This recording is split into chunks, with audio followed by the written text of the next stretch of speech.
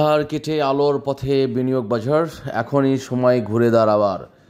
আধার কেটে আলোর পথে বিনিয়োগ বাজার। প্রিয় বন্ধুরা, আমি যে কথাগুলো আপনাদেরকে বলেছি, আমি সবসময় আপনাদেরকে একটা পজিটিভ মেসেজ দেওয়ার চেষ্টা করি যে আমি লাভ না নিয়ে এখান থেকে বের হব না।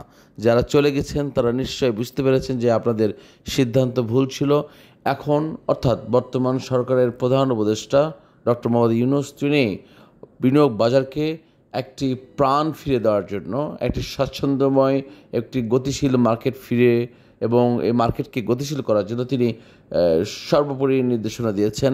এবং আজকে আমরা যে তথ্যগুলো পেয়েছি বা বাজারকে আমরা পর্যালোচনা করলে যে তথ্যগুলো পাচ্ছি, এবং আগামী বাজেটে বিশেষ করে যেই চক্রটা এখানে কাজ করতেছে, এখানে শুধুমাত্র 1 ঘন্টা বা 2 ঘন্টা বা একটা মিটিং করেই কিন্তু এই বাজারকে সর্বোচ্চ চূড়ায় নিয়ে যাওয়া যাবে না। সেখানে সরকারের নীতিগত সিদ্ধান্তের কিছু পরিবর্তন আসতে হবে এবং সরকারকে এই বিনিয়োগকারীদের পাশে থাকতে হবে। পাশাপাশি এই বিনিয়োগ বাজারকে গতিশীল করার জন্য সরকারের কঠোর হস্তক্ষেপ প্রত্যাশা করতে হবে এবং সরকারের সুনির্দিষ্ট মনিটরিং পরিচালনা করতে হবে। চলে আসি মূল আলোচনায়। আগামী বাজেটে সরকার এই বিনিয়োগ বাজারকে ত্বরান্বিত করার জন্য, গতিশীল করার জন্য বেশ কয়েকটি নীতিগত সিদ্ধান্ত নিয়েছেন, যেগুলোর মধ্যে একটি হয়েছে যে নতুন কোম্পানিগুলোকে নিয়ে আসবে এবং সেগুলোকে কর তিনি কমিয়ে দেবেন এবং যে সমস্ত কোম্পানি আছেন তাদের কর রেয়াত করবেন। পাশাপাশি যে সমস্ত বহুজাতিক কোম্পানি এখনও বাজারে আসেন নাই তাদেরকে উৎসাহিত করার জন্য তাদের কর বৃদ্ধি করবেন। সুতরাং এটা একটি বড় একটি সিদ্ধান্ত। সুতরাং নতুন কোম্পানি আসবে এবং বর্তমান কোম্পানি যারা আছে সে সমস্ত কোম্পানি ভালো কিছু করবে। হ্যাঁ, আমি কিছুটা এই সাথে দ্বিমত যে আমার বিনিয়োগ বাজারের সাথে সংশ্লিষ্ট অনেক ভালো ভালো কোম্পানি রয়েছে যেগুলোকে জেড ক্যাটাগরিতে নিয়ে যাওয়া হয়েছে, বি ক্যাটাগরিতে নিয়ে যাওয়া হয়েছে। তাদের কার্যকলাপকে মনিটরিং করতে হবে এবং তারা কেন একটি লাভজনক প্রতিষ্ঠান থেকে অলাভজনক প্রতিষ্ঠানে রূপান্তরিত হলো, কিসের ভিত্তিতে, কোন অডিটের ভিত্তিতে, এসবকে পুঙ্খানুপুঙ্খানুভাবে সরকারের কঠোর মনিটরিংয়ের প্রত্যাশা করছি এবং সরকারের কঠোর হস্তক্ষেপ প্রত্যাশা করছে। আমাদের প্রধান উপদেষ্টা তিনি যে নীতিগত সিদ্ধান্ত নিয়েছেন যে বিনিয়োগ বাজারকে একটি এক্সট্রা প্ল্যাটফর্মে নিয়ে যেতে চান, তার জন্য বেশ কিছু স্টেপ তিনি উদ্যোগ নিয়েছেন এবং তিনি নির্দেশনা দিয়েছেন।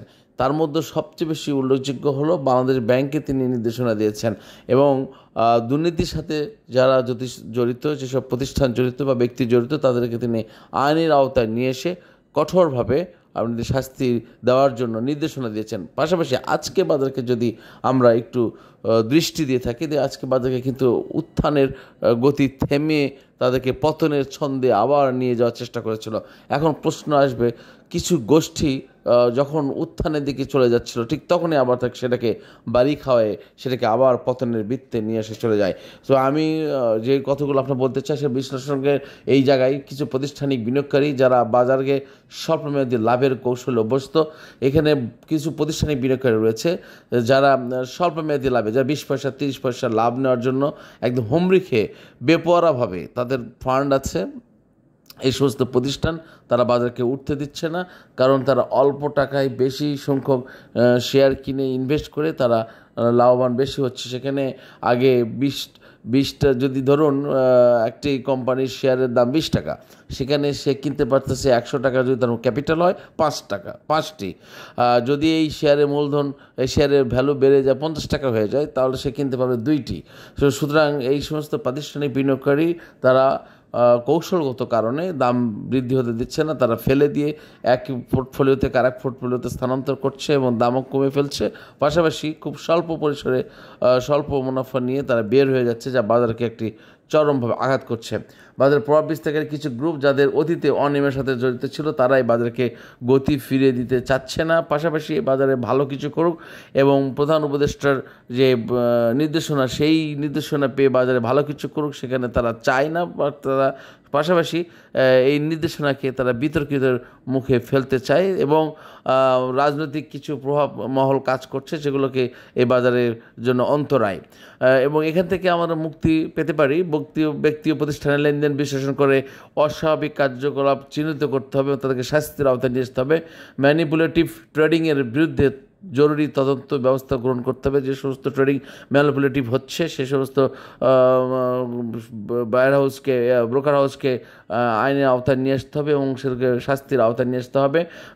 বাজারে মনস্তাত্ত্বিক প্রভাব নিয়ন্ত্রণে বিনিয়োগকারী শিক্ষার উদ্যোগ গ্রহণ করতে হবে, যেন বিনিয়োগকারীরা কোনো অবস্থাতে হতাশ হয়ে না যায়, যেমন মানসিকভাবে ক্ষতিগ্রস্ত না হয়। মানসিকভাবে শিক্ষা যেমন অনলাইন প্ল্যাটফর্মের মাধ্যমে বিনিয়োগকারীকে একটি প্ল্যাটফর্ম নিয়ে আসতে হবে, যেন তারা নিজের বিনিয়োগের কৌশল, মাত্রা এবং ধরন বুঝতে পারে যে কখন কিভাবে বিনিয়োগ করা দরকার এবং কতটুকু বিনিয়োগ করা দরকার, কী পর্যায়ে বিনিয়োগ করা দরকার, এবং বাজার স্থিতিশীল রাখার জন্য বাজার সহায়তা পদক্ষেপ নিতে হবে, যেন এই বাজারকে স্থিতিশীল রাখা যায়। সেজন্য বিভিন্ন ধরনের প্রণোদনা এবং কর্মকূপ সহ বিনিয়োগকারীদের বিভিন্ন রকম প্রণোদনা দিতে হবে, এবং যা মাননীয় প্রধান উপদেষ্টা তিনি অলরেডি ঘোষণা দিয়েছেন। আমরা এখন আরেকটি ঘোষণা আমরা জানতে পেরেছি যে তিনি যে সমস্ত ব্যাংকে এই ক্যাটাগরিতে এবং তাদের মানদণ্ড ভালো আছে, শুধুমাত্র সে সমস্ত কোম্পানি দেশের বাইরে তাদের কার্যক্রম চালাতে বা পরিচালনা করতে পারবেন, এবং যে সমস্ত কোম্পানি অলরেডি এক্সিস্টিং আছে বা তাদের ক্যাটাগরি বিতে আছে তারা সীমিত পরিসরে অথবা কিংবা তাদেরকে ব্যবসায়ী কার্যক্রম গুটিয়ে নিতে হবে, এরকম একটা নির্দেশনা এসেছে। তো আমি মাননীয় অর্থ উপদেষ্টা সহ মাননীয় প্রধান উপদেষ্টার পাশাপাশি যারা কার্যত দায়িত্ব রয়েছেন বিএসসি চেয়ারম্যান সহ আমি অনুরোধ করব, যে সমস্ত ভালো ভালো কোম্পানি বর্তমানে আমরা বিনিয়োগ বাজারের সাথে সংশ্লিষ্ট আছে তাদেরকে ত্বরান্বিত করার জন্য আপনাদের কঠোর মনিটরিং দরকার, কঠোর হস্তক্ষেপ দরকার এবং নীতিগত সিদ্ধান্ত, এবং আপনাদের যেসব আইন, কোম্পানি আইন রয়েছে সেই কোম্পানি আইনগুলো যদি সংস্কার করা প্রয়োজন হয় সেই কোম্পানি আইনগুলোকে সংস্কার করতে হবে, এবং বিনিয়োগ বান্ধব পরিবেশ তৈরি করার জন্য যারা এই সিন্ডিকেট বা অপরাধের সাথে জড়িত তাদেরকে কঠোর মনিটরিংয়ের মাধ্যমে আইনের আওতায় নিয়ে তাদেরকে বিচারের মুখোমুখি করতে হবে এবং বিচার এবং শাস্তি নিশ্চিত করতে হবে। যখন আপনি কোনো বিষয়ে বিচার এবং শাস্তি নিশ্চিত করতে পারবেন, একটা সময় লাগলেও সেখানে একটি সুন্দর ধারা বা গতি ফিরে আসবে বলে আমি বিশ্বাস করি এবং সকলেই সেটা বিশ্বাস করে। পাশাপাশি আমাদেরকে একটু সাহসী সিদ্ধান্ত নিতে হবে। দেখুন, ভারত পাকিস্তানের দুই দেশের মধ্যে পারমাণবিক শক্তিশালী দুইটি দেশ যুদ্ধের দামামা বেঁধে উঠেছে, কিন্তু এখন একবিংশ শতাব্দীর এই সময় এসে তো এই ধরনের ম্যাসিভ যুদ্ধ হওয়ার কোনো আশঙ্কা নেই। আপনাদেরকে এই জিনিসগুলো বুঝতে হবে। সেদিন 150 পয়েন্ট ওদের হারিয়ে যায় বা পড়ে যায়, এত ম্যাসিভ আকারে দরপতন হয়েছে, সেটা এখন ওঠা অনেক বড় কষ্ট। সেদিন যারা কিনেছে তারা কিন্তু এখন লাভ নিয়ে বের হয়ে যাচ্ছে এবং বাজারকে তারা উঠতে দিচ্ছে না। এটাই আমাদের এই বাজারের সবচেয়ে বেশি ধ্বংস করছে। আমরা অতি তাড়াতাড়ি এক্সাইটেড হয়ে যাই, আমরা আবেগপ্রবণ হয়ে যাই এবং আমরা হুটহাট সিদ্ধান্ত নিয়ে বের হয়ে যাই। তারা এবং এই যে প্রাতিষ্ঠানিক বিনিয়োগকারীরা যারা রয়েছেন, যারা অল্প মূলধন পেলেই, লাভ পেলেই যারা বের হয়ে যায়, তারা আপনাদের এই ধরনের নিউজ করে তা আপনাদেরকে বিভ্রান্তিকর করে ফেলবে এবং আপনাদের কাছ থেকে নিয়ে তারা আবার লাভ নিয়ে আবার আপনার কাছ থেকে মূল্য ধরিয়ে দেয়।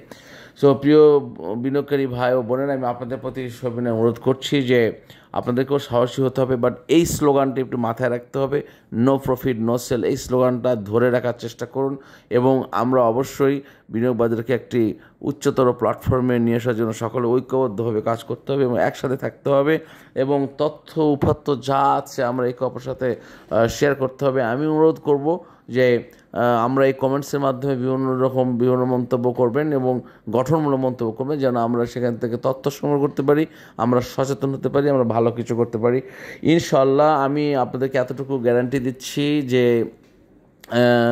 যেহেতু সরকারের উচ্চ পর্যায়ের ব্যক্তিদের দৃষ্টি আরোপ হয়েছেন, তারা এখানে দৃষ্টি দিয়েছেন, তারা হস্তক্ষেপ করেছেন, নিশ্চয়ই এই বাজার খুব ভালো একটা গতিতে ফিরে আসবে। সেটা today or tomorrow or next 15 ডেজের মধ্যেই আমি ভালো একটা বাজারের আস্ফালন দেখতে পাবো। আমি একটা গতিশীল কথা বলতে চাই যে ঈদের আগে এই বাজার একটি ভালো বোম দেখতে পাবো, এই বিশ্বাস আমি করি। এবং আমরা যারা বিনিয়োগকারী রয়েছে, একটা হাসি মাখা সকাল বা হাসি মাখা দিন, হাসি মাখা ট্রেডের দিন আমরা ফিরে পাবো, এই স্বপ্ন প্রত্যাশা রইল। এবং ধন্যবাদ মাননীয় প্রধান উপদেষ্টা সহ যারা নীতি নির্ধারণের সিদ্ধান্ত রয়েছেন, যারা বিনিয়োগ বাজারের সাথে সংশ্লিষ্ট রয়েছেন, তাদের প্রত্যেকে ধন্যবাদ জানাই এবং কৃতজ্ঞতা জানাই। আমি এর একটি ভালো উত্থান বোম দেখতে চাই, যেন খুব তাড়াতাড়ি বিনিয়োগকারীদের হাসি, তাদের আনন্দ, তাদের পরিবারের সাথে একটি সম্মানজনক অবস্থান ফিরে পায়। আমি এই প্রত্যাশা রেখে আজকের মতো এখানে শেষ করছি। আল্লাহ হাফেজ। আসসালামু আলাইকুম ওয়া রাহমাতুল্লাহি ওয়া বারাকাতুহু।